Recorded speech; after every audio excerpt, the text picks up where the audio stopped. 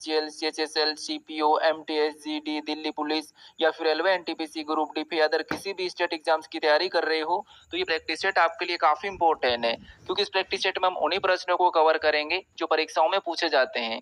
यहाँ पर जितने भी प्रश्न है सभी के सभी हमारे रीजनिंग के इंपॉर्टेंट चैप्टर के प्रश्न है, जो बार बार परीक्षाओं में पूछे जाते हैं, बार बार रिपीट होते हैं। तो अगर आप इस वीडियो में नए भी हो तो भी कोई बात नहीं, मैं आपको यहाँ पर शॉर्टकट तरीके से प्रश्नों को सोल्व करना सिखा दूंगा। तो चलिए हम शुरू करते हैं प्रश्न 1 से। हमें पहला प्रश्न दिया है, प्रश्न कह रहा है कि निम्नलिखित में से कौन सी आकृति दिए गए वर्गों के बीच के संबंध को प्रतिनिधित्व करती है।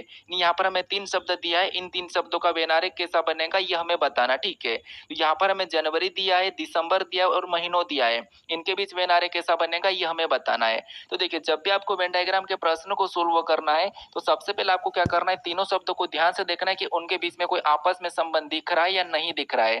तो यहाँ पर अगर हम ध्यान से देखेंगे तो आपको यहाँ पर जनवरी, दिसंबर महीने मतलब इनका संबंध दिख रहा है, लेकिन फिर भी आपको 100% प्रश्न को सही करने के लिए क्या करना है, एक एक शब्द का डायग्राम बनाना है, क्योंकि कुछ स्टूडेंट क्या करते हैं, जल्दी जल्दी में प्रश्न को गलत कर देते हैं। तो क्या करना है, आपको एक एक शब्द का डायग्राम बनाना है, तो आपका प्रश्न आसानी से सोल्व हो जाएगा। वो कैसे, देखिए, तो यहाँ पर मान लीजिए सबसे पहले हम क्या करते हैं, यहाँ पर जनवरी का डायग्राम बना लेते हैं। तो ये हमने क्या किया, जनवरी का डायग्राम बना लिया। उसके बाद फिर आपको यहाँ पर क्या करना है, दूसरे शब्द का बनाना, चाहे दिसंबर का बनाओ या महीनों का बनाओ, ठीक है। तो मान लो यहाँ पर हम दूसरे शब्द किसका बना लेते हैं, तो यहाँ पर अभी दूसरा शब्द दिसंबर का बनाते हैं।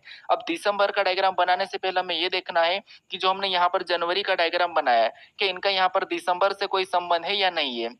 तो आप कहोगे यहाँ पर जनवरी एक महीना है, दिसंबर भी एक महीना, दोनों की दोनों ये महीने हैं, लेकिन दोनों की दोनों महीने तो है, लेकिन ये एक दूसरे से अलग है। जनवरी अलग है, दिसंबर अलग है। तो जो दिसंबर का डायग्राम कैसा बनेगा, जनवरी से अलग बनेगा और यहाँ पर अलग बना लेंगे, ठीक है। उसके बाद फिर हम यहाँ पर क्या करेंगे, तीसरे शब्द का बनाएंगे, जो कि हमें यहाँ पर दिया महीनों। अब महीनों का डायग्राम बनाने से पहले हमें ये देखना है कि जो हमने यहाँ पर जनवरी और दिसंबर का डायग्राम बनाया है, क्या इनका यहाँ पर महीने से कोई संबंध है या नहीं। तो आप कहोगे जनवरी और दिसंबर दोनों तो अलग अलग है, लेकिन ये दोनों की दोनों महीनों है, क्या है, महीने है, ठीक है, दोनों की दोनों महीने हैं। तो यहाँ पर महीने के अंदर आ जाएंगे और महीने का डायग्राम कैसा बनेगा, बाहर से बन जाएगा। कैसा बनेगा, बाहर से बन जाएगा। तो डायग्राम कैसा बनेगा, कुछ इस टाइप से बनेगा। तो ये वाला डायग्राम ऑप्शन में चेक कीजिए कहाँ पर है, तो ऑप्शन नंबर ए में दिया है, तो ऑप्शन नंबर ए हमारा यहाँ पर सही जवाब हो जाएगा, ठीक है। तो आपको क्या करना है, एक एक शब्द का डायग्राम बनाना है, आपका प्रश्न आसानी से सोल्व हो जाएगा। तो आपको क्या करना है, एक एक शब्द का डायग्राम बनाना है, आपका प्रश्न आसानी से सोल्व हो जाएगा। अब चलिए हम बढ़ते हैं प्रश्न 2 पे। अब 2 नंबर का प्रश्न दिया है। प्रश्न में यहाँ पर कह रहा है कि दिए गए पैटर्न को ध्यान से पढ़िए और उस संख्या का चयन कीजिए जो उसमें प्रश्न चिन्हों को प्रतिस्थापित कर सकती है। यहाँ पर हमारे पास एक पैटर्न दिया है, इसमें एक प्रश्नवाचक चिन्ह दिया है, यहाँ पर कौन सी संख्या आना चाहिए ये हमें बताना, ठीक है। तो ये हमारा मिसिंग नंबर यानी कि लुप्त संख्या वाला प्रश्न है। तो हमें यहाँ पर क्या करना है, जो प्रश्नवाचक चिन्ह यहाँ पर कौन सी संख्या होगी ये हमें बताना है। तो देखिए, सबसे पहले तो आपको पता है, जब भी आपको ऐसी आकृति मिले तो पैटर्न कैसे पता करना है। तो पैटर्न आपको कैसे पता करना है कि सबसे पहले देखिए, सबसे बड़ी संख्या भी हमें दिखाई दे रही है और सबसे छोटी संख्या भी दिखाई दे रही है। तो हमेशा हम क्या करते हैं, छोटे से बड़े की ओर जाते हैं तो ज्यादा आसान होता है। तो हम क्या करेंगे, छोटी से बड़ी संख्या का पता करने की कोशिश करेंगे। कैसे, देखिए, जैसे यहाँ पर हमारे पास क्या है, छोटी संख्या 4 है, इधर देखेंगे तो 20,160 है। इसका मतलब यहाँ पर अगर 4 से ये संख्या सीधे पता करेंगे तो यहाँ पर पॉसिबल नहीं हो पाएगा। तो हम यहाँ पर क्या करेंगे, इस 4 से इधर वाली संख्या को लाने की कोशिश करेंगे। यानी अगर हम इस 4 से इस वाले 4 का पता करते हैं तो आप कहोगे यहाँ पर इस 4 से इस 4 का पता करने के लिए अगर अंतर देखेंगे तो 0 का अंतर है, ठीक है। तो 0 का अंतर, लेकिन अगर इस 4 से इस 8 को देखेंगे तो यहाँ पर हमारे पास 4 का अंतर दिख रहा है। इसका मतलब क्या हो सकता है, तो देखिए, अगर हम यहाँ पर 1 गुना करते, इस 4 का 1 गुना करेंगे तो यहाँ पर कितना हो जाएगा, तो 4 एकम 4, तो हमें संख्या कौन सी, ये वाली प्राप्त होगी, ठीक है। इसका 1 गुना करेंगे तो 4 एकम 4। इसके बाद इस 4 से अगली संख्या लाने के लिए भी हम क्या करेंगे, तो आपको यहाँ पर 8 लिखा है, इसका मतलब 4 का 2 गुना कर देंगे। अभी यहाँ पर हम 4 का 2 गुना करेंगे तो 4 दूना 8, तो ये संख्या प्राप्त हो गई। अब यहाँ पर 8 से अगली संख्या लाने के लिए हम यहाँ पर क्या कर सकते हैं, 24 बनाने के लिए, तो 8 को ऐसा क्या करें कि 24 बनने, तो आप कहोगे 8 को 3 गुना करेंगे तो 8 त्रिया कितना होते हैं, 24 होते हैं, और यहाँ पर 24 लिखा है। अब इस 24 को हमने ले आया, अब क्या करेंगे, यहाँ पर 24 हम क्या करेंगे, 96 को बनाएंगे। अब 24 को ऐसा क्या करके हमें यहाँ पर 96 से मिले, यानी कि 96। तो आप कहोगे अगर यहाँ पर 3 गुना, यानी एक और 24 को 4 गुना करेंगे तो आपको पता है 4 गुना करने पर हमारे पास यहाँ पर 96 आ जाता है, ठीक है। अब यहाँ से हमें क्या करना, अगली संख्या को बताना, यहाँ पर प्रश्नवाचक चिन्ह है। अब प्रश्नवाचक चिन्ह यहाँ पर है तो यहाँ पर भी किसी न किसी संख्या का गुना होगा। अब किसका गुना होगा तो हम यहाँ पर पैटर्न को समझेंगे। कैसे देखिए, जैसे 1 गुना, फिर 2 गुना, फिर 3 गुना, फिर 4 गुना, मतलब यहाँ पर सिंपल सी बात है कि यहाँ पर सीरियल नंबर मतलब 5 गुना होना चाहिए। तो 96 का 5 गुना करेंगे तो आपको पता है 96 का 5 गुना कितना होता है? तो वो होता है 480। कितना होता है? 480 होता है। तो यहाँ पर जो प्रश्नवाचक चिन्ह है यहाँ पर क्या होना चाहिए? 480 होना चाहिए। अब देखिए 480 के बाद हमें अगली संख्या लाने के लिए क्या करना है? यहाँ पर तो पैटर्न के हिसाब से अभी 6 गुना करना होगा। अब 480 का 6 गुना करेंगे तो आपको यहाँ पर 480 का 6 गुना 2880 आना चाहिए। तो यहाँ पर 480 का 6 गुना करेंगे तो 2800 आ जाएगा। इसका मतलब ये है कि हमारे पास जो प्रश्नवाचक चिन्ह यहाँ पर क्या आएगा तो आपको हो गई, यहाँ पर हमारे पास 480 आएगा। ऑप्शन में देखेंगे तो ऑप्शन नंबर हमारे पास यहाँ पर बी में दिया है, तो ऑप्शन नंबर बी हमारा यहाँ पर सही जवाब हो जाएगा। ठीक है, तो आपको ऐसे पैटर्न का पता करना है। अब चलिए हम बढ़ते हैं प्रश्न 3 पे। अब 3 नंबर का प्रश्न दिया है। प्रश्न में यहाँ पर कह रहा है कि कितनी वर्गों की संख्या है। यहाँ पर हमारे पास एक आकृति दी है, इस आकृति में कितनी वर्गों की संख्या है ये हमें बताना है। अब वर्गों की संख्या कैसी है तो हमें आपको यहाँ पर ये बताना है कि जैसे ये इस प्रकार का वर्ग है तो इसकी संख्या कितनी, ये आपको इस आकृति में बताना है। तो देखिए ये तो हमारे पास सिंगल है, ये तो कितना है? सिंगल है। लेकिन हम इसी आकृति को कुछ ऐसी बना देते हैं। कैसी? थोड़ा सा इसको समझिए। अगर हम इसी आकृति को कुछ इस प्रकार का बना देते हैं तो यहाँ पर कितने हो जाएंगे? ठीक है, अभी ये हमारे पास इतना सा बना, ये हमारे पास सिंगल है। ठीक है, कितना है? सिंगल है, मतलब एक ही वर्ग है। लेकिन अगर मैं इसमें एक लाइन खींच देता हूँ, ऐसी लाइन खींच दूंगा तो अभी कितने रहेंगे? तब भी हमारे पास कितने रहेंगे? तो आप कहोगे एक ही रहेंगे। क्यों एक ही रहेंगे? सॉरी, क्यों एक ही रहेंगे? क्योंकि यहाँ पर हमारे पास देखिए वर्गों की चारों भुजाएं समान होती है। ठीक है, तो इसीलिए इनकी भुजा अलग अलग है, तो अभी तो एक ही है। लेकिन एक लाइन अगर मैं यहाँ से खींच दूं बीच में से, तो अब यहाँ पर कितने हो जाएंगे? तो अब आप कहोगे अब एक ये हमारे पास हो गया, एक हमारे पास ये हो गया, एक हमारे पास ये हो गया, एक हमारे पास ये बन रहा, एक ये बड़ा वाला हो तो एक हमारा बड़ा वाला आ गया। मतलब टोटल यहाँ पर कितने? तो आपको होगा अब टोटल हमारे पास यहाँ पर 5 है। अब हमारे पास अभी 5 हो गए। ठीक है, तो वर्गों की जो भुजाएं वो आमने सामने की बराबर होती है, आयत की बराबर, मतलब चारों भुजाएं बराबर होती है। और आयत में आमने सामने की बराबर होती है, और वर्गों में चारों भुजाएं समान होती है लेकिन आयत में आमने सामने की समान होती है। ठीक है, तो यहाँ पर एक लाइन खींचने पर तो एक ही रहता, लेकिन 2 लाइन खींचते हैं, इसका मतलब यहाँ पर बराबर हो गई चारों भुजाएं। इसका मतलब इस आकृति में कितने? तो इसमें तो 5 है। इसका मतलब अगर इसमें 5 है तो यहाँ पर हमारे पास ऐसी आकृति इनमें दिख रही है तो यहाँ पर भी 5 होना चाहिए। कैसे? देखिए जैसे एक आकृति हमारे पास यहाँ पर ये वाली वैसी सेम बनती हुई दिखाई दे रही है, ये वाली, तो यहाँ पर कितना होना चाहिए? तो आपको यहाँ पर 5 होना चाहिए। कितने? 5। फिर और आगे देखेंगे तो और हमें यहाँ पर सेम तरीके से यहाँ पर ये बनती हुई दिखाई दे रही है, ये वाले। ठीक है, तो यहाँ पर भी उस हिसाब से कितना होना चाहिए? तो यहाँ पर भी उस हिसाब से 5 होना चाहिए। फिर और आगे देखेंगे तो उसी प्रकार की हमें यहाँ से एक और ये वाली बनती दिखाई दे रही है। कौन सी? ये वाली। तो उस हिसाब से यहाँ पर भी कितना होना चाहिए? तो 5 ही होना चाहिए। फिर और आगे देखेंगे तो एक और हमें यहाँ से ये वाली बनती हुई दिखाई दे रही है, मतलब यहाँ पर भी हमारे सेम बनती हुई दिखाई दे रही, तो यहाँ पर भी उस हिसाब से कितना? 5 होना चाहिए। कितना? 5। ठीक है, फिर और देखेंगे तो हमें और भी बनती हुई दिखाई दे रही है, वो कौन सी है? ये वाली। कौन सी? ये वाली। ये वाली भी हमें एक दिखाई दे रही है सेम तरीके से, तो यहाँ पर भी उस हिसाब से कितना होना चाहिए? 5 होना चाहिए। कितना होना चाहिए? आपको ये कलर नहीं दिख रहा होगा, मैं व्हाइट कर देता हूँ, एक ये हमारे पास ये वाली बन रही है। ठीक है, तो यहाँ पर भी कितना होना चाहिए? तो उस हिसाब से यहाँ पर भी 5 होना चाहिए। अब देखिए ऐसा देखा जाएगा तो सभी में 5 5 5 है, इसका मतलब इस आकृति में पांचों पांचों 25, टोटल कितने हो रहे? तो आपको होगा आसान तरीके से हमें यहाँ पर 25 मिल रहे। कितने? और ऑप्शन में भी 25 दिया है। लेकिन आपको यहाँ पर एक बात ध्यान रखना है कि आपको यहाँ पर कुछ आपको कॉमन दिखाई दे रहा होगा। क्या कॉमन दिखाई दे रहा है? तो हमारे पास यहाँ पर कुछ डबल काउंट हो रहा है। अब डबल काउंट कौन सा हो रहा था आपको? हो गए जैसे ये हमारा ग्रीन और लाल दोनों के अंदर है, इसका मतलब ये हमारा डबल काउंट हो रहा है। कौन सा वाला? तो ये वाला डबल काउंट हो रहा, काउंट हो रहा है। ठीक है, फिर ये हमारा ग्रीन और यहाँ पर ब्लू के अंदर है, मतलब ये वाला भी डबल काउंट हो रहा है। ये हमारा पिंक और ब्लू के अंदर है, इसका मतलब ये भी डबल काउंट हो रहा है। ये हमारा व्हाइट और पिंक के अंदर, इसका मतलब ये भी डबल काउंट हो रहा है। इसका मतलब 1 2 3 4 ये डबल काउंट हो रहा है, मतलब 2 बार गिना रहे हैं। तो इनको हम क्या करेंगे? माइनस कर देंगे, क्योंकि ये एक साथ गिना रहे थे, इसका मतलब 4 इसमें क्या करेंगे? माइनस कर देंगे। तो यहाँ पर हमें कितना मिलेगा? तो 21 मिलेगा। कितना मिलेगा? 21 मिलेगा। यानी यहाँ पर देखिए इस आकृति में कितने वर्गों की संख्या है? तो वो 21 हो जाएगी। ऑप्शन में देखेंगे तो ऑप्शन नंबर डी में दिया है, तो ऑप्शन नंबर डी हमारा यहाँ पर सही जवाब हो जाएगा। तो आपको यहाँ पर जल्दीबाजी में सोल्व करके 25 नहीं लगाना, आपको ये भी देखना है कि कोई डबल तो नहीं गिना रहा। जैसे यहाँ पर आपको दिख रहा था ये डबल गिना रहे थे, वैसे आपको यहाँ पर कलर से स्पष्ट लग रहा था कि इतना ही हिस्सा डबल गिना रहा था। ठीक है, अब चलिए हम बढ़ते हैं प्रश्न 4 पे।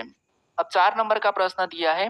प्रश्न में यहाँ पर कह रहा है कि एक पासे के अलग अलग फलकों पर 6 अक्षर P Q R S T और U लिखे गए हैं। इस पासे की 3 अलग अलग स्थितियां इस चित्र में दर्शाई गई है। उस अक्षर का चयन करें जो क्यू वाले फलक के विपरीत फलक पर होगा।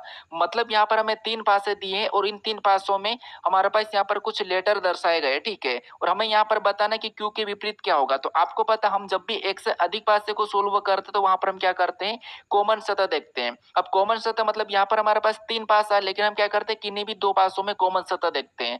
तो उससे पहले आपको यहाँ पर क्या करना है, कॉमन देखने के तरीके पता होना चाहिए। कैसे देखिए, पहले हमें यहाँ पर इन 2 पासों में कॉमन देखना है, कॉमन मिलता है या नहीं मिलता, तो फिर आपको यहाँ पर क्या करना, नहीं मिला तो यहाँ पर देखना है, फिर भी नहीं मिला तो फिर इससे देखना है, ठीक है? तो ये तरीका है। तो सबसे पहले हम यहाँ पर पहले 2 में कॉमन देखेंगे, इन दोनों में कॉमन। तो इन दोनों में कॉमन देखते तो कॉमन सतह में क्या दिखाई दे रही है, तो आपको यहाँ पर एस पी वाली हमें यहाँ पर कॉमन दिखाई दे रही है, मतलब हमारे पास यहाँ पर डबल कॉमन है। अब डबल कॉमन है और हमारे पास यहाँ पर क्या था, आपको हो गया आर और यू बच गया। जब डबल कॉमन रहता तो जो बची हुई सतह एक दूसरे के विपरीत हो जाती। अगर आपको यहाँ पर आर का पूछा जाता तो आप आसानी से यू बता देते हैं, और यू का पूछा जाता तो आप आसानी से आर बता देते हैं। लेकिन यहाँ पर हमें क्यू का पूछा जा रहा है, क्यू का पूछा जा रहा है, इसका मतलब ये कि हम यहाँ पर डबल कॉमन में नहीं बता सकते। वैसा हालांकि संभावना में बन सकती है, लेकिन हमारे पास यहाँ पर एक्स्ट्रा पासा ये वाला पड़ा है, तो हम क्यों, हमारे पास ये बच्चा है, इसीलिए हम यहाँ पर क्या करेंगे, इसे छोड़ के आगे देखेंगे। अब आगे कैसे देखेंगे, तो इन दोनों में देखेंगे। अब इन दोनों में देखेंगे तो यहाँ पर हमारे पास कॉमन सतह क्या है, तो आप कहोगे पी आर। अब हमारे पास यहाँ पर कॉमन सतह क्या दिखाई दे रहा है, पी आर दिखाई दे रहा है। इन दोनों में पी आर कॉमन सतह दिखाई दे रहा है, तो यहाँ पर भी डबल कॉमन है। इसका मतलब ये कि बची हुई सतह एस और यहाँ पर टी आपस में विपरीत हो जाएंगे। उस टाइम आर और यू आपस में विपरीत थे, अभी एस और टी। इसका मतलब आंसर हमारा यहाँ से भी मिल सकता है कि अभी बचा एक ही लेटर, अभी यहाँ पर पी है, तो क्यू इसका आ जाएगा। यहाँ से हम पता कर सकते हैं डायरेक्ट, अभी अगर आपने पासे को अच्छे से प्रैक्टिस किया होगा तो यहाँ से भी आंसर लगा के आप आगे बढ़ सकते थे। लेकिन यहाँ पर हम क्या करेंगे, अभी इसमें भी डबल कॉमन है, तो हम क्या करेंगे, अभी इसे भी छोड़ के आगे देखेंगे। अब हम क्या करेंगे, इन दोनों में देखेंगे, ठीक है? इन दोनों में देखेंगे तो यहाँ पर कॉमन क्या है, आपको कि यहाँ पर हमें कॉमन दिखाई दे रहा है, वो हमें पी दिखाई दे रहा है। क्या दिखाई दे रहा है, पी। और यहाँ पर हमारे पास क्या है, पी कॉमन दिखाई दे रहा है। अब देखिए, जैसे हमें सिंगल कॉमन मिलता है तो हम क्या करते हैं, फिर घड़ी के दिशा में चलते हैं।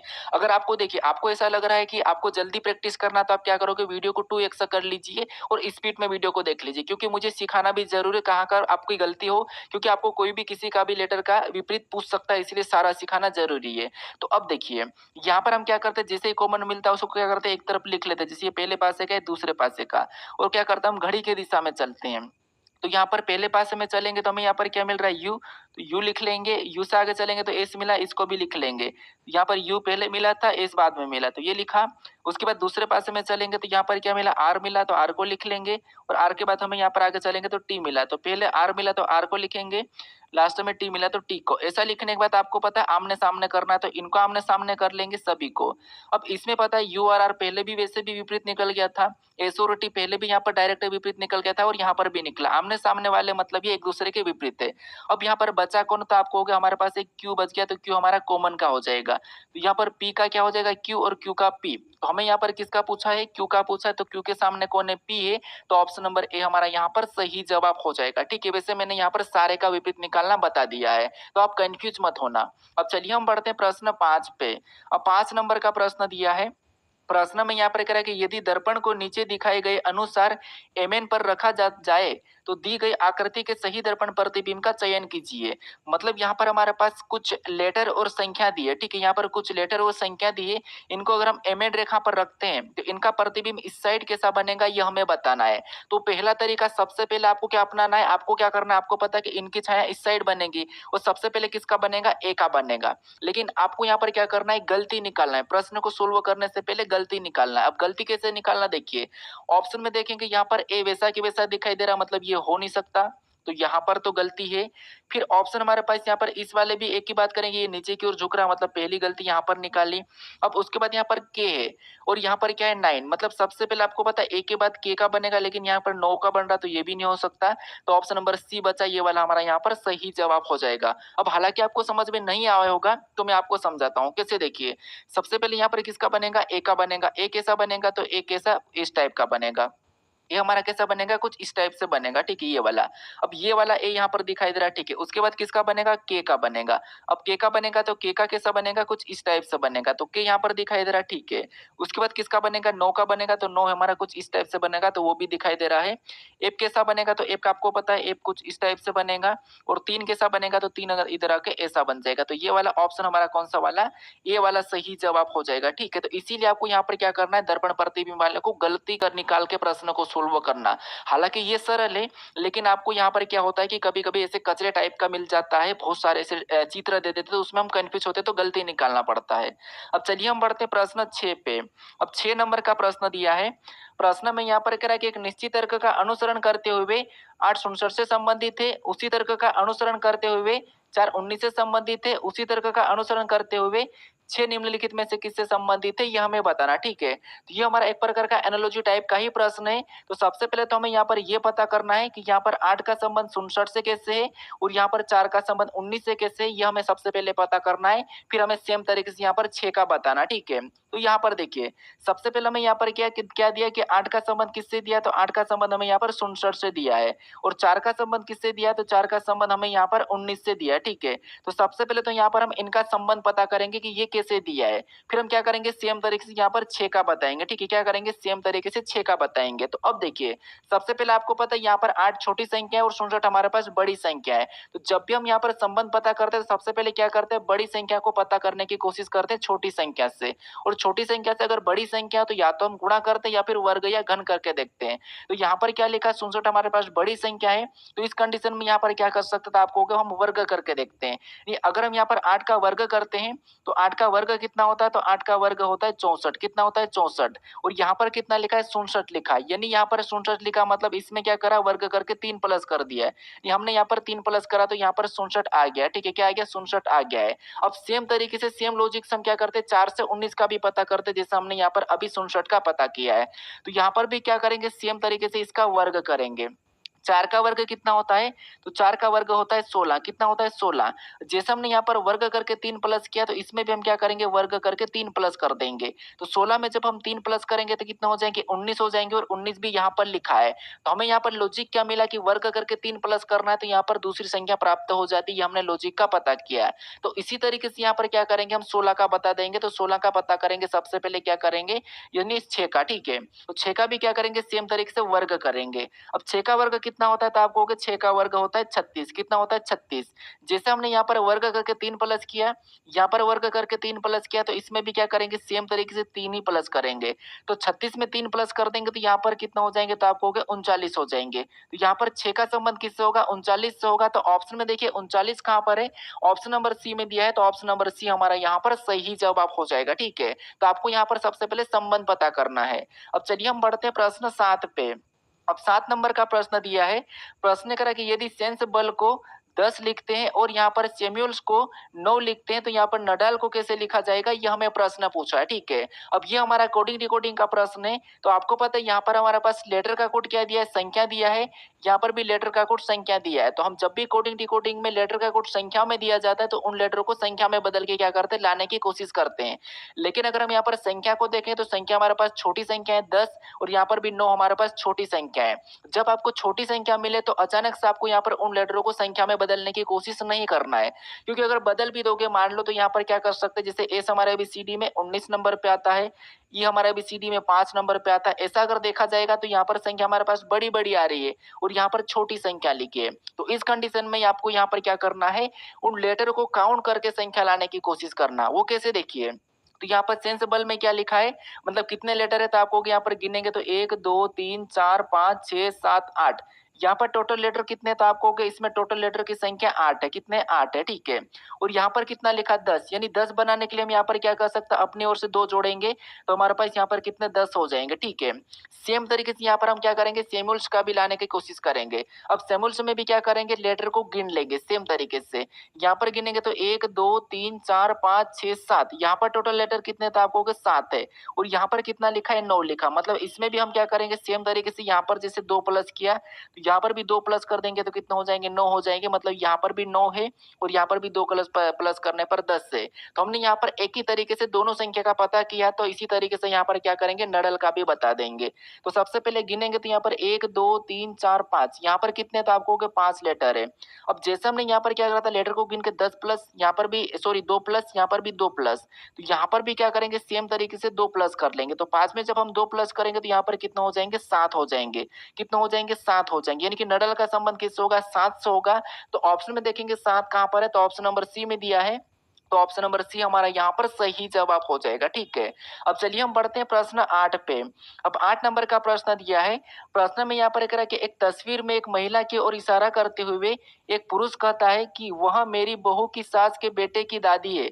महिला का पुरुष से क्या संबंध है, ये हमें बताना। ठीक है, तो देखिए जब भी आपको किसी तस्वीर या किसी फोटो को इशारे करना या संकेत करने के लिए प्रश्न आए, तो आपको पेन भी उठाने की जरूरत नहीं है, आपको बस खुद को लेके प्रश्नों को सोल्व करना है। जिसे मैं आपको बोल रहा हूँ, आप बस स्क्रीन पे देखिए, मैं आपको बताता हूँ। ठीक है, आप इधर उधर मत देखिए, स्क्रीन पे देखिए और आप खुद को समझिए। मैं आपको खुद को लेके प्रश्न को सोल्व करता हूँ। ठीक है, आप अपने आप को मानना। ठीक है, तो आप अभी स्क्रीन पर देखिए। अब यहाँ पर देखिए, आप खुद को मान रहे हो। ठीक है, इतना समझना कि आप खुद को मान रहे हो और मैं भी आपको मान के सोल्व करूंगा। अब देखिए आप यहाँ पर देखिए, एक तस्वीर में एक महिला की ओर इशारा करते हुए, मतलब एक तस्वीर है और उस तस्वीर में महिला है। ठीक है, एक तस्वीर में महिला की ओर इशारा करते हुए एक पुरुष कहता है, मतलब एक पुरुष कहता है, इसका मतलब क्या है कि आप कहते हो। ठीक है, आप पुरुष बन जाओ और आप कहते हो, आप क्या कहते हो कि वह मेरी बहू, वह मेरी बहू का मतलब क्या है कि मतलब वो आपकी बहू। ठीक है, आपकी बहू की सास। अब आपकी बहू की सास, इसका मतलब क्या है, आपकी बहू मतलब आपके बेटे की पत्नी, आपकी बहू मतलब आपके बेटे की पत्नी, और आपके बेटे की पत्नी की सास मतलब आपकी पत्नी। क्योंकि आपके बेटे की बहू की मतलब आपके बेटे की पत्नी की सास क्या लगेगी, तो आप कहोगे आपके मतलब आपकी बहू की सास कौन हो जाएगी, तो आपकी पत्नी हो जाएगी। तो आपकी पत्नी मतलब देखिए, सास के बेटे की दादी, सास के बेटे की दादी है। यहाँ पर क्या कह रहा है, सास के बेटे की दादी है। अब बहू की सास मतलब अपनी पत्नी, मतलब आपकी पत्नी, और आपकी पत्नी के बेटे की दादी, इसका मतलब क्या है, आपके पत्नी की बेटे की दादी मतलब अपना भी बेटा है, और अपने बेटे की दादी वो अपनी क्या लगेगी। यहाँ पर कह रहा है कि महिला पुरुष से क्या संबंध है, तो पुरुष की वो महिला क्या लगेगी, तो आप कहोगे माँ लगेगी, मतलब वो आपकी क्या लगेगी, माँ लगेगी। तो ऑप्शन नंबर हमारा यहाँ पर ए वाला सही जवाब हो जाएगा। ठीक है, अब मैं यहाँ पर थोड़ा सा आपको डायग्राम से समझा देता हूँ, कैसे देखिए। जैसे यहाँ पर कह रहा है कि एक तस्वीर में एक महिला की ओर इशारा करते हुए एक पुरुष कहता है, एक पुरुष क्या कहता है कि वह मेरी बहू, मेरी बहू मतलब ये है कि मान लो ये पुरुष है। ठीक है, ये पुरुष है, वह मेरी बहू, मेरी बहू का मतलब ये है कि इसकी क्या है, तो आप कहोगे इसकी मेरी बहू, मेरी बहू का मतलब क्या है कि ये बेटे की पत्नी है। ठीक है, ये इसका बेटा है, मतलब यहाँ पर मैं पुत्र कर लेता हूँ। ठीक है, ये पुत्र है। ठीक है, यहाँ पर क्या है, पुत्र की यहाँ पर क्या हो जाएगी, पत्नी हो जाएगी, मतलब ये पुत्र की पत्नी है। तो मेरी बहू की सास, यहाँ पर क्या है, मेरी बहू की सास मतलब, मेरी बहू की सास का मतलब क्या है कि मेरी पत्नी हो जाएगी। क्या हो जाएगी, तो ये मेरी पत्नी है। ठीक है, पत्नी के बेटे की दादी, पत्नी का बेटा मतलब मेरा भी बेटा और पत्नी का भी बेटा, की दादी मतलब मेरी माँ हो जाएगी, दादी मतलब मेरी माँ। तो महिला का पुरुष से क्या संबंध है, मतलब यहाँ पर ये पुरुष की महिला क्या लगेगी, तो आप कहोगे ये हम खुद है, और ये ऊपर वाली जो महिला है वो क्या लगेगी, तो आप कहोगे हमारी माँ लगेगी। तो ऑप्शन नंबर हमारा यहाँ पर कौन सा वाला, ए वाला सही जवाब हो जाएगा। ठीक है, कौन सा, ए वाला। तो आपको यहाँ पर क्या करना है, खुद को लेके प्रश्न को सोल्व करना है। अब चलिए हम बढ़ते हैं प्रश्न 9 पे। अब 9 नंबर का प्रश्न दिया है। यहाँ पर प्रश्न करे कि दिए गए विकल्पों में से भिन्नों को चुने, मतलब दिए गए विकल्पों से भिन्नों को चुनिए। मतलब यहाँ पर आपको 4 विकल्प दिखाई दे रहे हैं, इनमें से 3 किसी न किसी एक प्रकार के समान है, लेकिन एक अलग है, उसका आपको यहाँ पर चयन करना है। ठीक है, क्योंकि इसके भी 3 प्रश्न पूछे जाते हैं विषम चुनने के, एक शब्द वाला, एक संख्या वाला और एक लेटर वाला, जो कि ये लेटर वाला हमारे पास है। ठीक है, तो यहाँ पर देखिए, हमें यहाँ पर क्या करना, भिन्न को चुनना है। तो यहाँ पर लेटर का कैसा पता करेंगे कि सीरियल में लेटर कैसे लिखेंगे, कैसे देखिए। जैसे यहाँ पर देखेंगे, जे से एल को देखेंगे, तो जे से एल, जे 10 नंबर पे, ये 12 नंबर पे, मतलब इसमें क्या हो रहा था, यहाँ पर +2 हुआ। और एल से के को देखेंगे तो यहाँ पर क्या हो रहा है, एल से के मतलब यहाँ पर -1 हुआ है। ठीक है, इसके बाद यहाँ पर देखेंगे एम से ओ को देखेंगे, तो एम 13 पे ओ 15 पे, मतलब इसमें +2 हो रहा है, यहाँ पर +2। और ओ से क्यू को देखेंगे तो यहाँ पर भी +2 हो रहा है, कितना, +2। फिर यहाँ पर आर से टी को देखेंगे, तो आर से टी मतलब यहाँ पर भी +2। और टी से वी को देखेंगे तो यहाँ पर भी +2 हो रहा है, कितना हो रहा है, +2। फिर एस से यू को देखेंगे तो यहाँ पर भी एबीसीडी में +2। और यू से डब्ल्यू को देखेंगे तो यहाँ पर भी एबीसीडी में यू से डब्ल्यू मतलब +2। अब आपको यहाँ पर सभी में देखेंगे तो आपको यहाँ पर एक डिफरेंस दिखाई दे रहा होगा, कौन सा वाला, ये वाला। यहाँ पर क्या हुआ, सभी में +2 हुआ, लेकिन इसमें +1 हो रहा है। यहाँ पर +1 हो रहा, मतलब तीनों में से ये अलग है, यही भिन्न है। तो ऑप्शन नंबर हमारा यहाँ पर कौन सा वाला, ए वाला सही जवाब हो जाएगा। ठीक है, कौन सा हो जाएगा, ऑप्शन नंबर ए। तो आपको यहाँ पर भिन्न चुनना, तो ए से पता करना है। अब चलिए हम बढ़ते हैं प्रश्न 10 पे। अब 10 नंबर का प्रश्न दिया है। प्रश्न में यहाँ पर कह रहा है कि निम्नलिखित में से कौन सी विकल्प आकृति नीचे दी गई आकृति के स्वरूप पैटर्न को पूरा करेगी। मतलब यहाँ पर हमारे पास एक आकृति है, ये वाली खाली आकृति है, ठीक है। इस आकृति में हम किस विकल्प को रखेंगे कि ये आकृति हमारी पूर्ण हो जाएगी, ये हमें प्रश्न पूछ रहा है। तो ये हमारा आकृति पैटर्न को पूरा करने वाला प्रश्न है, ठीक है। थोड़ा सा ध्यान से सोल्व करने की कोशिश करना है, क्योंकि गलती ही हमें यहाँ पर गलती निकालना है। कैसे गलती निकालना, देखिए सबसे पहले आपको पता है त्रिभुज का इतना हिस्सा होना चाहिए। कौन सा वाला हिस्सा, ये वाला हिस्सा जो बनेगा, तो ये त्रिभुज ऐसा, तो इतना हिस्सा देखिए। अगर हम इतना हिस्सा देखेंगे तो यहाँ पर नहीं है, ये वाला हिस्सा यहाँ पर नहीं है, मतलब ऑप्शन ए तो नहीं हो सकता है, ठीक है। ऑप्शन ए वाला नहीं हो सकता है। फिर हम और गलती निकालते, अब गलती क्या निकालेंगे, तो ये मोटी लाइन हमें सबसे पहले देखना है, ठीक है। ये वाली मोटी लाइन देखना है। उसके बाद एक और उसके जस्ट बाद भी मोटी ही लाइन है, ठीक है। एक और जस्ट बाद दोनों की दोनों मोटी लाइन है। अगर हम दोनों की दोनों मोटी लाइन की बात करेंगे तो इसमें भी है, इसमें भी है, लेकिन यहाँ पर एक पतली लाइन बीच में आ गई, मतलब यहाँ पर भी गलती है, मतलब ये भी नहीं हो सकता है, क्योंकि यहाँ पर दोनों की दोनों एक साथ मोटी लाइन मिलना था, तो यहाँ पर नहीं है। उसके बाद यहाँ पर देखेंगे तो एक हमारे पास यहाँ पर पतली लाइन खींची हुई आ रही है, ये वाली पतली लाइन। तो अगर हम इनमें देखेंगे तो इसमें भी पतली लाइन है, इसमें भी पतली लाइन है, तो यहाँ पर तो कोई दिक्कत नहीं। उसके बाद इस पतली लाइन से हमें ये वाली इस वाली लाइन को क्या करना है, यहाँ पर पूरा करना है, यहाँ तक लाना है, ठीक है। यहाँ तक लाना है, तो यहाँ तक देखेंगे तो ये अधूरा है, यहाँ पर पूरा चले गया, मतलब यहाँ पर हमें गलती दिख रही है, ठीक है। वैसे यहाँ पर गलती दिख रही है, क्यों गलती दिख रही है, तो आप कहोगे क्योंकि यहाँ से ये वाला ऐसा बनेगा, ऐसा बनने के बाद आपको पता है थोड़ा सा इधर जाएगा, फिर ऐसा आएगा, फिर इधर जाएगा, फिर ऐसा आएगा, फिर इधर जाएगा, फिर ऐसा बनेगा। तो इसीलिए ये वाली लाइन ऊपर तक जाना चाहिए, तो इसीलिए यहाँ पर हमारे पास ये वाला जो गलती दिखाई दे रही है, तो ऑप्शन नंबर डी नहीं होगा, ऑप्शन नंबर बी हमारा यहाँ पर इस आकृति पैटर्न को पूर्ण करेगा। तो ऑप्शन नंबर बी हमारा इस प्रश्न का सही जवाब हो जाएगा, ठीक है। बस आपको ध्यान से देखना है, यहाँ पर बस इतनी सी गलती है, बाकी पूरा सेम है। अब चलिए हम बढ़ते प्रश्न 11 पे। अब 11 नंबर का प्रश्न दिया है। प्रश्न में यहाँ पर कह रहा है कि निम्नलिखित आकृतियों में कागज के एक टुकड़े को मोड़ने का क्रम और मुड़े हुए कागज को काटने का तरीका दर्शाया गया है। कागज की तह खुलने पर यह कैसा दिखाई देगा, ये हमें प्रश्न पूछा है, ठीक है। मतलब ये हमारा पेपर कटिंग फोल्डिंग का प्रश्न है। तो यहाँ पर दर्पण प्रतिबिंब वाला ही काम करता है। कैसे, देखिए आपको यहाँ पर ध्यान से क्या करना है, एक एक चीज को देख के गलती निकालना है। तो यहाँ पर भी गलती निकालोगे तो प्रश्न आसानी से सोल्व होगा। कैसे, देखिए जैसे आपको पता है सबसे पहले इतना सा हिस्सा मोड़ेंगे, इतना सा हिस्सा, क्यों, क्योंकि ये यहाँ पर कह रहा है। तो इतना सा हिस्सा मोड़ेंगे तो इसका मतलब क्या है, देखिए अगर हमने इस हिस्से को यहाँ से मोड़ दिया है, ठीक है, यहाँ से इस हिस्से को मोड़ दिया, क्योंकि ये हमें यहाँ पर कह रहा है इतना हिस्सा पहले मोड़िए। तो आपको पता है ये जो आकृति यहाँ पर भी वैसी की वैसी बनेगी, ठीक है। यहाँ पर एक आकृति को लेकर चलेंगे, यहाँ पर कैसी बनेगी, वैसी की वैसी बनेगी। अगर हम ऑप्शन में देखते हैं तो वैसी की वैसी हमें यहाँ पर ऊपर नहीं दिखाई दे रही, ये नहीं होगा। यहाँ पर नहीं दिखाई दे रही, ये भी नहीं हो सकता, ठीक है। ऑप्शन नंबर हमारे पास यहाँ पर ए और बी तो अभी हट चुके हैं। उसके बाद अगर यहाँ पर देखिए ये कह रहा है कि अभी नीचे से मोड़ना है। अगर हम नीचे से मोड़ेंगे तो ये जो सेम आकृति ऊपर दिखाई दे रही है, उस सेम आकृति नीचे भी वैसी की वैसी दिखाई देगी, ठीक है। सेम वैसी की वैसी दिखाई देगी यहाँ पर भी। तो अगर हम यहाँ पर ऑप्शन में देखेंगे तो आपको पता है यहाँ पर बीच में एक छोटी आकृति उड़ के आ रही है, तो ये नहीं हो सकता। सेम हमें यहाँ पर दिखाई दे रही है, आपको यहाँ पर देखिए एक ये भी सेम और ये भी सेम, तो ऑप्शन नंबर सी में भी गलती है। हमने यहाँ पर गलती निकाला, पूरा हमने आकृति को भी नहीं देखा, पूरा कुछ प्रश्न को भी सोल्व नहीं किया, सिर्फ हमने गलती निकाला है। तो गलती हमें यहाँ पर जहां जहां दिखी वहां पर मैंने क्रॉस कर दिया, तो वो नहीं हो सकते हैं। तो इसलिए ऑप्शन नंबर ए और बी भी नहीं और सी भी नहीं होगा। तो यहाँ पर ऑप्शन नंबर हमारा कौन सा वाला, हमें पूरा भी चेक करने की जरूरत नहीं है। ऑप्शन नंबर डी हमारा यहाँ पर सही जवाब हो जाएगा, ठीक है। अब इस प्रश्न को देखते ही सोल्व कर सकते थे। अब चलिए हम बढ़ते प्रश्न 12 पे। अब 12 नंबर का प्रश्न दिया है। प्रश्न में यहाँ पर कह रहा है कि उस आकृति का चयन करें जो निम्नलिखित आकृति श्रृंखला में प्रश्न चिन्ह के स्थान पर आएगी। मतलब यहाँ पर हमारे पास जो आकृति दी है आकृति श्रृंखला वाली है, मतलब ये आकृति हमारे पास आकृति श्रृंखला वाला प्रश्न है। और इसमें यहाँ पर जो प्रश्नवाचक चिन्ह है, यहाँ पर कैसी आकृति कौन सी आकृति आएगी ये हमें बताना है। तो वैसे तो हमें यहाँ पर सिंपल सा बॉक्स दिख रहा है। कैसे, देखिए यहाँ पर देखेंगे तो 1 2 3 4, यहाँ पर टोटल 4 बॉक्स है। इसमें देखेंगे 1 2 3, मतलब यहाँ पर टोटल 3 बॉक्स है। यहाँ पर कितने हैं, तो आपको कि यहाँ पर हमारे पास टोटल 3 बॉक्स है, 4 है, इसमें 3 है।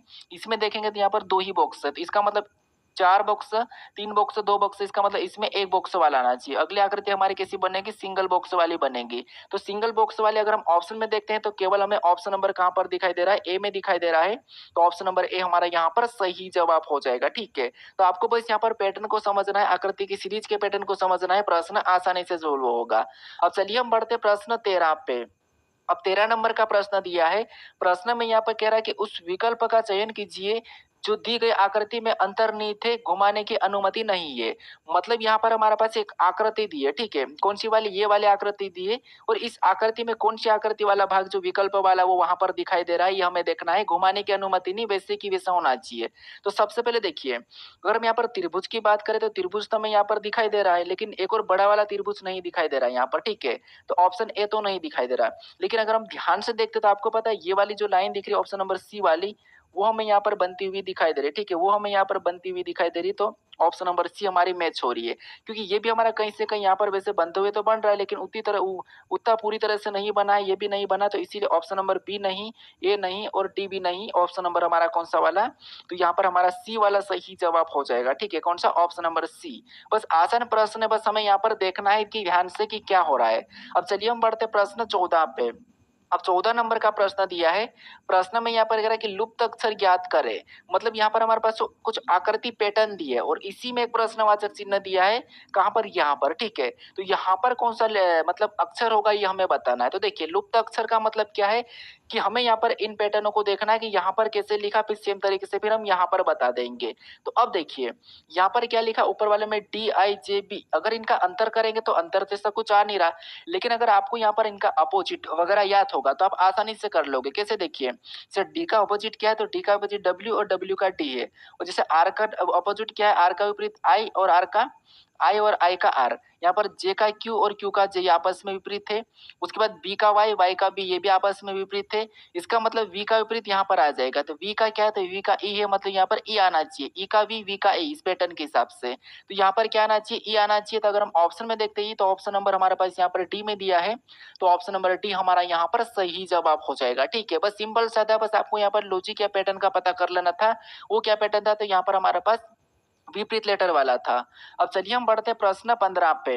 अब 15 नंबर का प्रश्न दिया है। प्रश्न में यहाँ पर क्या कह रहा है, प्रश्न कह रहा है कि x और y, मतलब यहाँ पर कह रहा है कि x और y z की संतानें हैं यदि z x का पिता है लेकिन y z का पुत्र नहीं है। z और x कैसे संबंधित है ये हमें बताना, ठीक है। तो ये भी हमारा रक्त संबंध का ही प्रश्न है। तो यहाँ पर हमें कुछ भी नहीं करना। देखिए यहाँ पर कह रहा है कि x और y, यहाँ पर क्या कह रहा है कि x और y जेड की संतानें हैं, मतलब x और y, मतलब ये x हो गया और ये क्या हो गया, y हो गया, ठीक है। ये दोनों की दोनों जेड की संतान है, मतलब ये अपना जेड हो गया, ठीक है, ये जेड हो गया और इसकी संतान है, दोनों की दोनों यहाँ पर क्या है, संतान है। अब इसका ये कहना है कि x और y जेड की संतान है, तो यहाँ तक ठीक है कि दोनों की दोनों संतान है। यदि जेड x का पिता है, मतलब यदि जेड जो x का पिता है, तो ठीक है ये पिता है। यहाँ पर कह रहा है कि यदि जेड x का पिता है लेकिन y जेड का पुत्र नहीं है, जो y है जेड का पुत्र नहीं है। पुत्र नहीं इसका मतलब ये पुत्री होगी फिर, क्योंकि संतान तो है लेकिन पुत्र नहीं है, तो पुत्र नहीं इसका मतलब ये क्या होगी, पुत्री होगी, ठीक है। अब ये कह रहा है कि y और जेड कैसे संबंधित थे, मतलब y और z कैसे संबंधित है आपस में, ये हमें बताना है। तो y और z कैसे संबंधित हो जाएंगे, तो ये क्या है, पिता है, ये पुत्री है, मतलब पिता पुत्री, पुत्री पिता, पिता पुत्री। ऑप्शन में देखेंगे तो ऑप्शन नंबर बी में दिखाई दे रहा है, तो ऑप्शन नंबर बी हमारा यहाँ पर सही जवाब हो जाएगा, ठीक है। उसने कहा कि पुत्र नहीं, इसका मतलब वो पुत्री होगी, क्योंकि संतान है तो पुत्री तो होगी होगी, तो इसीलिए यहाँ पर पुत्री और पिता का, इन दोनों का पुत्री और पिता का संबंध है, तो ऑप्शन नंबर बी हमारा पुत्री और पिता का संबंध है, तो ऑप्शन नंबर बी हमारा यहाँ पर सही जवाब हो जाएगा। अब चलिए हम बढ़ते प्रश्न 16 पे। अब 16 नंबर का प्रश्न दिया है। प्रश्न में यहाँ पर कह रहा है कि एक पंक्ति में रजनीश बाएं से 15वें स्थान पर है और लोकेश दाएं से 12वें स्थान पर है। यदि पंक्ति में कुल 50 व्यक्ति है तो यहाँ पर रजनीश और लोकेश के मध्य में कितने व्यक्ति बैठे हमें ये बताना है, मतलब मध्य कितने व्यक्ति बैठे ये बताना। अब हम यहाँ पर कुल व्यक्ति भी दे दिया, ठीक है। देखिए इस प्रश्न को ऐसे सोल्व करते, कैसे, देखिए जैसे यहाँ पर एक तरफ से ये हमारा कौन सा है, आपको यहाँ पर हमारा पास ये हमारा बायां हो जाएगा, ठीक है, ये कौन सा हो जाएगा, बायां हो जाएगा, और इधर से हमारा यहाँ पर दायां हो जाएगा, कौन सा हो जाएगा, तो यहाँ पर मैं दायां मान लेता हूँ, ठीक है।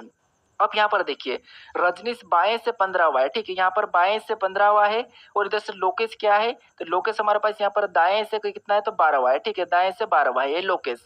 अब इनका ये कहना है प्रश्न का कि कुल हमारे पास कितने व्यक्ति है, तो आप कहोगे 50 व्यक्ति है टोटल, और यहाँ पर बीच का व्यक्ति हमें ज्ञात करना है, यानी कि बीच में कितने व्यक्ति इन दोनों के, ये हमें ज्ञात करना है। तो ऐसा नहीं कि आपको यहाँ पर 15 और यहाँ पर 12 के बीच में 3 है तो 3 ज्ञात करना, नहीं, आपको यहाँ पर क्या करना है, इन दोनों को स्थान को जोड़ देना और इसमें से घटा लेना है। तो इन दोनों को जोड़ेंगे तो 15 और 12 कितना हो जाएंगे, तो आपको 27, और 27 को क्या करेंगे, इसमें से घटा लेंगे। जब हम यहाँ पर क्या करेंगे, 50 में से 27 को घटाएंगे तो यहाँ पर कितना आ जाएंगे, 23 आ जाएंगे। तो यहाँ पर लोकेश के मध्य और रजनीश के मध्य कितने व्यक्ति निकलेंगे, तो वो निकलेंगे 23 व्यक्ति निकलेंगे। तो 23 ऑप्शन में देखिए, ऑप्शन नंबर सी में दिया है, तो ऑप्शन नंबर सी हमारा यहाँ पर सही जवाब हो जाएगा। अगर आप कहोगे कि हम ऐसे कैसे पता कर सकते हो, तो आपको पता है 50 विद्यार्थी में से आप इसका अलग निकाल लो और इधर से इसका अलग निकालो, इनकी दाया बाया निकाल के फिर देखोगे तो आपको वो मिल जाएगा। ठीक है, वैसे भी मिल जाएगा और वैसे भी। अब चलिए हम बढ़ते प्रश्न 17 पे। अब 17 नंबर का प्रश्न दिया है। प्रश्न में यहाँ पर कह रहा है कि निम्नलिखित शब्दों को शब्दकोश में दिए गए क्रम में अनुसार लिखे। मतलब हमें यहाँ पर क्या करना, शब्दकोश में व्यवस्थित करना है। ठीक है, अंग्रेजी वर्णमाला क्रम में व्यवस्थित करना है। तो आपको पता है शब्दकोश में करने के लिए आपको पता है ये तो सभी के सभी एक जैसे रहेंगे, मतलब ये कॉन्टेक्ट लिस्ट के प्रश्न है। आपने अपने मोबाइल में कॉन्टेक्ट लिस्ट में जिनके भी नाम से ई के नाम से सेव किया होगा तो वहां पर ऊपर नीचे देखते उसी प्रकार का ये भी है। अब आपको पता है एबीसीडी में कौन सा लेटर कब आता है ये तो पता है, तो उसी हिसाब से हम इसे सोल्व कर सकते हैं। कैसे, देखिए अब यहाँ पर ई तो सभी में, तो ई तो हम सभी में तो काट देते हैं, ई तो वैसे ही सभी में तो कट जाएगा। ठीक है, अब इसके बाद यहाँ पर एम है, यहाँ पर एम है, यहाँ पर एम है, यहाँ पर क्या है, एल है और यहाँ पर क्यू है। तो इनमें सबसे पहले कौन आता है, तो आप कहोगे एल आता है, मतलब 4 नंबर वाला पहला आ जाएगा। क्या आ जाएगा, 4 नंबर वाला पहला आ गया, तो इसको हटा दो क्योंकि हमने इसको ले लिया। अब ऑप्शन एलिमेंट करेंगे तो ऑप्शन नंबर सी नहीं हो सकता, इसे भी हटा दो। ठीक है, उसके बाद अब यहाँ पर क्या है, एम है, यहाँ पर एम है, यहाँ पर एम है, यहाँ पर क्यू है, यहाँ पर क्यू है, तो एम के बाद ही क्यू आता है। इसका मतलब ये कि 5वें नंबर वाला जो लास्ट में चले जाएगा। अब 5वें नंबर वाला तो 100% लास्ट में आएगा क्योंकि पहले हटा वो लास्ट में चले जाता है, जो पहले हटता है वो लास्ट में चले जाता है। इसका मतलब ये कि ऑप्शन नंबर डी भी नहीं हो सकता क्योंकि लास्ट में 5 आएगा, तो इसे भी हम हटा सकते हैं। ठीक है, ऑप्शन एलिमेंट कर सकते हैं, तो इसको भी हम हटा दो, अभी के लिए हटा दो। ठीक है, अब इन दोनों इन तीनों में देखेंगे तो यहाँ पर एम है, यहाँ पर एम भी एम एम। ठीक है, तो एम सभी में, तो एम को भी काट देंगे। उसके बाद यहाँ पर P है, यहाँ पर B है और यहाँ पर P है। तो इनमें सबसे पहले कौन आता था, आपको B आता है। इसका मतलब ये कि तीसरे नंबर वाला आएगा, 4 के बाद तीसरे नंबर वाला आ जाएगा। ठीक है, तो 4 के बाद 3 वाला मतलब ऑप्शन नंबर बी भी, ए भी नहीं हो सकता, ये भी हटेगा। ऑप्शन नंबर हमारा यहाँ पर बी वाला सही जवाब हो जाएगा। लेकिन हम फिर भी चेक करते हैं कैसे, देखिए हमने अभी तीसरे नंबर वाले को ले लिया तो इसको भी हटा दो। अब इन दोनों में कौन आएगा, तो पी दोनों में, तो पी को काट देंगे। यहाँ पर एल है, यहाँ पर ओ है, तो एल पहले आता है, इसका मतलब अभी 1 नंबर वाला आ जाएगा, फिर हमारा 2 नंबर वाला आ जाएगा। ठीक है, तो ये वाला हमारा ऑप्शन कौन सा है, बी वाला है, तो ऑप्शन नंबर बी हमारा यहाँ पर सही जवाब हो जाएगा। ठीक है, अब चलिए हम बढ़ते प्रश्न 18 पे। अब 18 नंबर का प्रश्न दिया है। प्रश्न में यहाँ पर कह रहा है कि निम्न प्रश्न में दिए गए वैकल्पिक शब्दों में से उस शब्द का चयन करें जिसको दिए गए शब्दों के अक्षरों का प्रयोग करके नहीं बनाया जा सकता है। मतलब यहाँ पर हमारे पास क्या एक शब्द दिया जो कि ऑस्ट्रेलिया। ठीक है, यहाँ पर एक शब्द दिया है ऑस्ट्रेलिया, इनका यूज करके कौन सा विकल्प मतलब कौन सा शब्द नहीं बनाया जा सकता ये हमें बताना। ठीक है, इसमें 2 प्रश्न पूछते हैं। आपको पता है इससे पहले वाले प्रैक्टिस सेट में मैंने बताया था कि इन शब्दों का लिटरेचर शब्द का यूज करके कौन सा शब्द बनाया जा सकता है, वो मैंने पहले वाले प्रैक्टिस सेट में बताया था 10वें वाले में। और यहाँ पर भी प्रश्न पूछा कि नहीं बनाया जा सकता है, तो नहीं बनाया जा सकता इसका मतलब क्या है और बनाया जा सकता है इसका मतलब क्या है, ये मैंने बता दिया था आपको वैसे। ठीक है, अब कैसे, देखिए ऑस्ट्रेलिया में जो जितने लेटर है उन्हीं का यूज करना है, बाकी अलग से और डबल से यूज नहीं करना है। तो अगर हम यहाँ पर ऑप्शन नंबर ए की बात करते हैं, क्या ये बन रहा है, क्या यहाँ पर नहीं बनाया जा सकता, ये प्रश्न पूछ रहा है। अगर यहाँ पर देखेंगे तो आर है, तो ठीक है यहाँ पर आर है।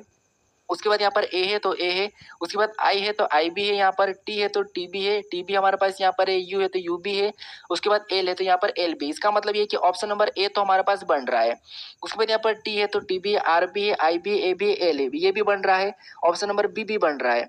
यहाँ पर एस है, टी है, आर है, ए है, आई है, एन है। क्या आपको यहाँ पर ऑस्ट्रेलिया में एन दिखाई दे रहा है, तो नहीं दिखाई दे रहा, इसका मतलब ये कि ये नहीं बन सकता। ठीक है, उसके बाद ए है, टी है, एल है, ए है, एस है, डबल ए भी है तो डबल क्या टिबल ए है, इसका मतलब ये भी बन रहा है, ये भी बन रहा है, ये भी बन रहा है, लेकिन ये वाला नहीं बन रहा है, ये वाला नहीं बन रहा है। और हमें क्या पूछा है कि नहीं बनाया जा सकता है, तो नहीं बनाया जा सकता तो वो कौन सा हो जाएगा, तो आपको होगा ऑप्शन नंबर ये वाला सी वाला हमारा यहाँ पर सही जवाब हो जाएगा। ये हमारा नहीं बनाया जा सकता क्योंकि इससे ये बन जाएगा, इससे ये भी बन जाएगा, उसके बाद इससे ये भी बन जाएगा। ठीक है, ये बन जाएगा लेकिन ये नहीं बनेगा। ठीक है, ये नहीं बनेगा, तो ऑप्शन नंबर हमारा यहाँ पर सी वाला सही जवाब हो जाएगा। ये वाले सही नहीं होंगे। ठीक है, क्योंकि हमें यहाँ पर नहीं बनाया जा सकता है, ये पूछा है।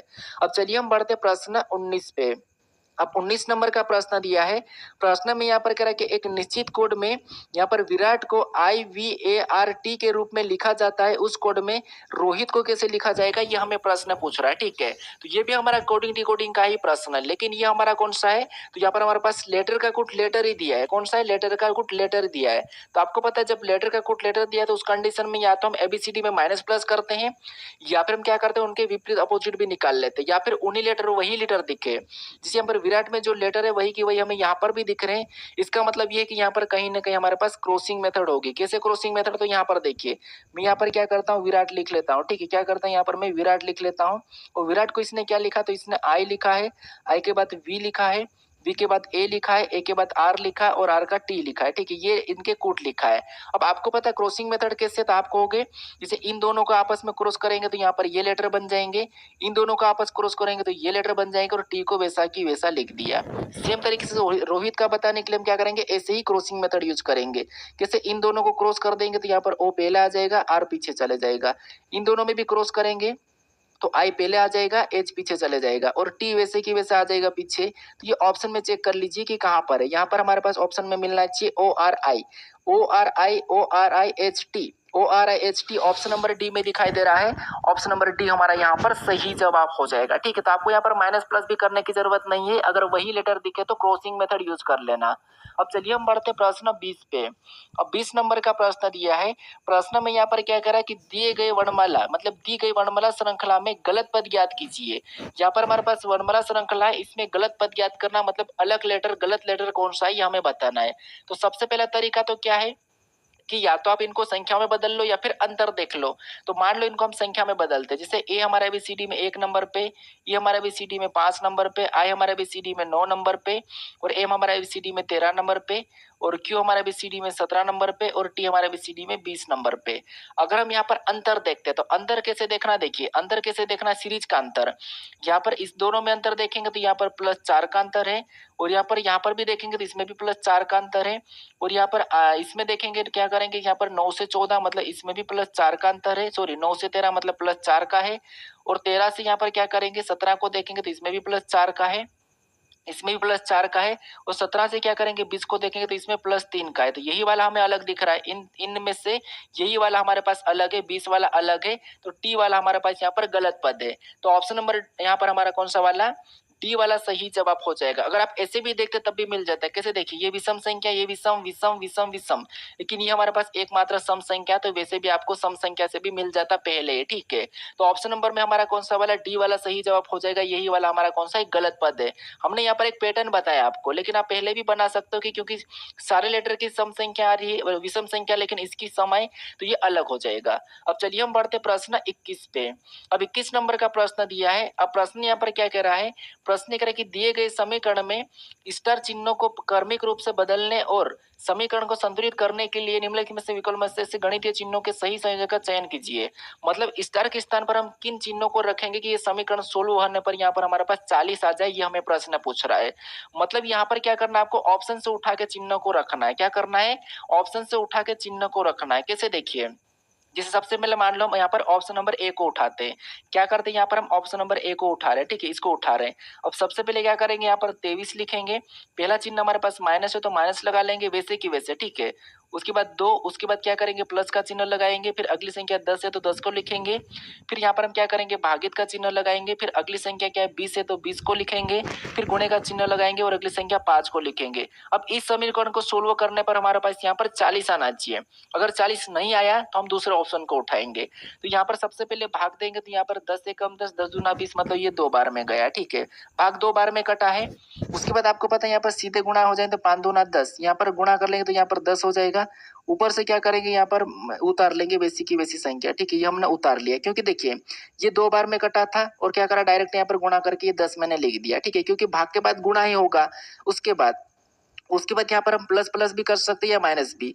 तो मान लो यहाँ पर प्लस प्लस करेंगे तो 23 10 कितना हो जाएंगे, तो 23 10 कितना हो जाएंगे, तो 23 10 हमारे पास हो जाएंगे 33, कितना हो जाएंगे 33। ऊपर से -2 उतारेंगे तो यहाँ पर कितना हो जाएंगे, तो आपको हो गए 31 हो जाएंगे। लेकिन यहाँ पर क्या है 40, हमें कौन क्या लाना था, 40 लाना था, हमें क्या लाना था 40 लाना था, लेकिन यहाँ पर क्या आ रहा है समीकरण से 31 आ रहा है। इसका मतलब ये है कि ऑप्शन नंबर ए से तो नहीं होगा, तो हम क्या करेंगे अभी ऑप्शन नंबर बी को चेक करते हैं। ठीक है, ऑप्शन नंबर को बी चेक करने के लिए भी हमें क्या करना है, वैसा की वैसा क्या करना है, संख्या लिखना स्टार की जगह यहाँ पर अभी पहला चिन्ह गुणा है तो यहाँ पर हम गुणा लगा लेंगे। फिर अगली संख्या 2 को लिखेंगे, फिर यहाँ पर माइनस है तो माइनस लगाएंगे। अगली संख्या 10 को लिखेंगे, फिर अगला हमारा पास प्लस चिन्ह है तो प्लस लगा लेंगे, और अगली संख्या हम 20 को लिखेंगे। फिर अगला भागित का तो यहाँ पर हम क्या करेंगे भागित लगा लेंगे, और अगली संख्या हम यहाँ पर क्या करेंगे 5 को लिख लेंगे। अब इसको भी हम बोर्ड मास रूल पे सोल्व कर लेंगे। कैसे, देखिए सबसे पहले यहाँ पर वापस से भाग देंगे, इसमें भाग दे देंगे तो कितना आएगा, तो आपको हो गए, देखिए यहाँ पर 23 का वैसे उतार देता, मतलब यहाँ पर मैं सीधा गुणा कर देता, 23 दूना कितना होता है, तो आपको हो गए 46 होता है। फिर यहाँ पर -10 और प्लस का यहाँ पर भाग देंगे तो यहाँ पर 5 चौको 20 यानी 4 आएगा। ठीक है, तो इतना सही है। उसके बाद अब हम यहाँ पर क्या करते हैं, इसमें जोड़ लेते हैं या फिर गुणा का, मतलब क्या कर लेते हैं, या तो जोड़ लेंगे या माइनस कर लेंगे। तो हम प्लस प्लस यानी कि 46 प्लस का है 4 प्लस का है, तो 46 4 को जोड़ेंगे तो आपको पता है कितना हो जाएंगे 50 हो जाएंगे, और 50 में से 10 माइनस करेंगे तो यहाँ पर कितना आ जाएंगे 40 आ जाएंगे। मतलब यहाँ से 40 आ रहा है, यहाँ से हमारे पास 40 आ रहा है ऑप्शन नंबर 20 से, यानी कि गुणे माइनस प्लस और भागित को रखेंगे तब हमारे पास यहाँ पर समीकरण सोल्व होने पर क्या आ जाएगा 40 आ जाएगा। तो ऑप्शन नंबर बी हमारा यहाँ पर सही जवाब हो जाएगा। अगर इससे भी नहीं मिलता तो और भी हम ऑप्शन नंबर सी और डी को चेक करते हैं। ठीक है, अब चलिए हम बढ़ते प्रश्न 22 पे। अब 22 नंबर का प्रश्न दिया है, प्रश्न यहाँ पर हमें कथन दिया है और यहाँ पर उनके निष्कर्ष दिया है। तो सबसे पहले हमें कथन को सत्य मानना है, कथन को समझना है, उसके बारे में निष्कर्ष क्या कह रहा है हमें ये बताना है। तो यहाँ पर देखिए सबसे पहले कथन को सत्य मानेंगे तो कथन क्या कह रहा है, कथन कह रहा है कि सभी कौवे, यहाँ पर कह रहा है कि सभी की सभी कौवे, मान लो ये कौवे, ठीक है, ये सभी की सभी मतलब ये कौवे हैं, और सभी की सभी कौवे क्या है, तो ये कह रहा है कि सभी की सभी कौवे पक्षी है, मतलब जितने भी ये कौवे, ठीक है, मैं यहाँ पर कौवे का के ले लिया हूँ प्रतीक समझने लिखी, क्योंकि कौवे लिखेंगे तो समय इतना रहता नहीं एग्जाम में। तो सभी कौवे क्या है पक्षी है, तो मतलब पक्षी के अंदर हो जाएंगे, और मैंने यहाँ पर पी ले लिया। ठीक है, तो सभी कौवे पक्षी है, इतना क्लियर है। अब दूसरे को देखिए, अब दूसरा क्या कह रहा है, दूसरा कह रहा है कि कुछ कौवे, अब यहाँ पर इसका कहना है कि कुछ जो कौवे हैं वो क्या है पालतू है, मतलब कुछ कौवे क्या है पालतू है, कुछ कौवे पालतू, मतलब हमें कौवे का हिस्सा लेके यहाँ पर पालतू में बनाना पड़ेगा, तो मैं यहाँ पर पालतू ऐसे लिख देता हूँ। ठीक है, तो ये पालतू है, यहाँ पर क्या है तो आपको हो गया यहाँ पर पालतू है। ठीक है, कुछ कौवे क्या है पालतू है। अब देखिए, अब यहाँ पर कह रहा है कि कुछ कौवे पालतू, इतना क्लियर है। अब इसके बारे में निष्कर्ष क्या कह रहा है हमें ये देखना है। तो इसके बारे में निष्कर्ष क्या कह रहा है, तो देखिए पहला कह रहा है कि सभी पालतू पक्षी है, या सभी के सभी पालतू, आपको यहाँ पर पक्षी दिखाई दे रहा है, वैसे हमें कथन भी नहीं कहा और यहाँ पर सभी भी नहीं दिखाई दे रहा है, तो ये तो गलत है कि सभी पालतू पक्षी नहीं है, कुछ पालतू पक्षी है सभी नहीं है, तो यहाँ पर पहला गलत है। अब दूसरा कह रहा है कि कुछ पक्षी कौवे हैं, दूसरा क्या कह रहा है कि कुछ पक्षी कौवे हैं, तो आपको यहाँ पर कुछ पक्षी कौवे दिखाई दे रहे हैं, तो सारे के सारे कौवे जब पक्षी है तो कुछ तो होंगे, इसीलिए यहाँ पर दूसरा वाला सही कह रहा है। तो केवल निष्कर्ष दूसरा अनुसरण करता है। तो ऑप्शन में देखेंगे तो ऑप्शन नंबर यहाँ पर डी में दिया है, तो ऑप्शन नंबर डी हमारा यहाँ पर सही जवाब हो जाएगा। ठीक है, तो बस आपको यहाँ पर क्या रखेंगे, तो ऑप्शन नंबर यहाँ पर डी में दिया है, तो ऑप्शन नंबर डी हमारा यहाँ पर सही जवाब हो जाएगा। ठीक है, तो बस आपको यहाँ पर क्या करना है, कथन को सत्य मानना था। अब चलिए हम बढ़ते प्रश्न 23 पे। अब 23 नंबर का प्रश्न दिया है। अब प्रश्न में यहाँ पर क्या कह रहा है, थोड़ा सा इंपॉर्टेंट प्रश्न है, ठीक है, क्योंकि इस सीरीज में मैंने इस टाइप के प्रश्नों को नहीं करवाया था, क्योंकि ये प्रश्न छूट रखा था, क्योंकि ऐसे भी प्रश्न पूछे जाते हैं, क्योंकि जो प्रश्न छूट जाते हैं वो मैं हर अगले प्रैक्टिस सेट में ऐड करता हूँ। आपको पता है किसी चैप्टर का इंपॉर्टेंट प्रश्न और किसी इंपॉर्टेंट चैप्टर के प्रश्न छूट जाते हैं, उनको मैं क्या करता हूँ अगले प्रैक्टिस सेट में ऐड कर लेता हूँ। तो ये प्रश्न मैंने नहीं करवाया था, यहाँ पर करवा रहा हूँ। ठीक है, अब प्रश्न क्या कह रहा है, प्रश्न कह रहा है कि दिए गए प्रश्न में मुख्य कथन और उसके बाद 4 कथन है, तो कथनों का क्रमिक युग्म चुने, जहां पहले कथन का तात्पर्य दूसरे कथन से है और 2 कथन तार्किक रूप से मुख्य कथन से संगत है। मतलब हमें यहाँ पर ये जो पीले कलर में कथन दिया है, ठीक है, ये जो इतना वाला जो हिस्सा है ये हमें कथन दिया है। ठीक है, इनको समझना, फिर इसको समझ के हमें क्या करना है ऑप्शन ढूंढना है। ठीक है, अब कैसे समझना, तो यहाँ पर देखिए, यहाँ पर कह रहा है कि यहाँ पर पेंटिंग यानी कि पेंटिंग या तो दीवार पर या डेस्क पर होगी, मतलब जो पेंटिंग होगी या तो दीवार पर होगी या फिर डेस्क पर होगी। ठीक है, पेंटिंग जो या तो दीवार पर होगी या फिर डेस्क पर होगी, यानी मतलब पेंटिंग तो होगी, यानी या तो दीवार पर होगी या डेस्क पर होगी, मतलब या तो दीवार पर करेंगे तो डेस्क पर नहीं करेंगे, अगर डेस्क पर करेंगे तो दीवार पर नहीं करेंगे, ये बस एक होगा और एक नहीं होगा, बस ऐसा होना चाहिए। तो यहाँ पर देखिए, पेंटिंग दीवार पर थी, पेंटिंग दीवार पर नहीं थी, पेंटिंग डेस्क पर थी, पेंटिंग डेस्क पर नहीं थी, ये तो ठीक है, हमें इनसे मतलब रखना भी ये वाले ऑप्शन से। अब ऑप्शन में देखिए, ऑप्शन ए का कहना है कि ए और बी को लेना है, ए और बी को। तो ए क्या कह रहा है कि पेंटिंग दीवार पर थी, यहाँ पर पेंटिंग दीवार पर थी, तो फिर बाद में आपको पता अगर पेंटिंग दीवार पर है तो डेस्क पर नहीं होना चाहिए। तो बी वाला क्या करेगा कि पेंटिंग दीवार पर नहीं थी, तो ये तो गलत हो जाएगा, इसको थोड़ी लाएंगे हम, एक नेगेटिव पॉजिटिव लेंगे, ठीक है, एक नेगेटिव पॉजिटिव। मतलब अगर उसमें पेंटिंग दीवार पर है तो डेस्क पर नहीं होगा, अगर डेस्क पर है तो दीवार पर नहीं होगा, ठीक है, तो ये नहीं हो सकता। तो यहाँ पर एक बार कह रहा है कि पेंटिंग दीवार पर थी और पेंटिंग दीवार पर नहीं थी, ये कह रहा है, तो ये नहीं होगा, ठीक है। उसके बाद हम दूसरे को देखते हैं, ऑप्शन नंबर बी क्या कह रहा है, डी और ए को लीजिए। अब डी क्या कह रहा है, देखिए पहले ए क्या कह रहा है, तो ए कह रहा है कि पेंटिंग दीवार पर थी, ठीक है, पेंटिंग दीवार पर थी। और इसका डी क्या कह रहा है, डी कह रहा है कि पेंटिंग डेस्क पर नहीं थी। जब पेंटिंग डेस्क पर नहीं थी तभी तो वो दीवार पर रहेगी, इसलिए ये सही करा, तो इसको हम ले सकते हैं, ठीक है। उसके बाद हम सी को भी चेक कर लेते हैं, सी क्या कह रहा है, देखिए सी में सी और ए कह रहा है कि पेंटिंग दीवार पर थी और सी कह रहा है कि पेंटिंग डेस्क पर थी। यानी हम ऐसा नहीं कह सकते कि अगर पेंटिंग दीवार पर थी और पेंटिंग डेस्क पे थी, अगर पेंटिंग दीवार पर थी तो डेस्क पर नहीं होगी, अगर डेस्क पर थी तो पेन दीवार पर नहीं होगी, केवल एक ही जगह होगी। तो यहाँ पर ये भी गलत हो जाएगा, ठीक है, क्योंकि यहाँ पर कह रहा है कि दोनों में थी, और ये कह रहा है हमें कथन की पेंटिंग या तो दीवार या तो डेस्क पर होगी, तो ये भी गलत होगा। अब यहाँ पर डी को भी चेक कर लेते हैं एक बार, डी में क्या है, बी और डी दिया है, तो पेंटिंग दीवार पर नहीं थी, पेंटिंग डेस्क पर नहीं थी, ऐसा तो है नहीं कि दोनों पर पेंटिंग नहीं होगी, पेंटिंग तो होगी लेकिन किसी एक पे होगी, तो इसलिए ये भी नहीं होगा। ऑप्शन नंबर हमारे यहाँ पर बी वाला सही जवाब हो जाएगा, ठीक है। अब आपको यहाँ पर समझ में आ चुका होगा। अब चलिए हम बढ़ते प्रश्न 24 पे। अब 24 नंबर का प्रश्न दिया है, प्रश्न में यहाँ पर कह रहा है कि 7 व्यक्ति A B C D X Y और जेड एक पंक्ति में उत्तर की ओर मुख करके बैठे हैं, डी के बाएं केवल 2 व्यक्ति बैठे। आपको पता है कि एक पंक्ति में उत्तर की ओर मुख करके बैठे, हमें भी पूरा पढ़ने की जरूरत नहीं। सबसे पहले एक पंक्ति में मान लो कि ये पंक्ति है, ठीक है, ये 1, 7 लोग है 2, उसके बाद ये 3, ये 4, ये 5, फिर ये 6, ये 7, ये 7 लोग है, और ये सभी के सभी ऊपर की ओर देख रहे हैं, मतलब उत्तर की ओर, ठीक है, सभी के सभी क्या कर रहे हैं, उत्तर की ओर देख रहे हैं। यहाँ पर इनका क्या हो जाएगा, तो यहाँ पर इनका बायां हो जाएगा, और इधर इसका क्या हो जाएगा, तो इधर इसका दायां हो जाएगा, ठीक है, ये दायां बायां है, ठीक है। और ये उत्तर की ओर देख रहे हैं, मतलब जैसे आप बैठो वैसे की वैसे वो भी बैठे, जैसे आप बैठे हो वैसे की वैसे वो भी बैठे हैं, ठीक है।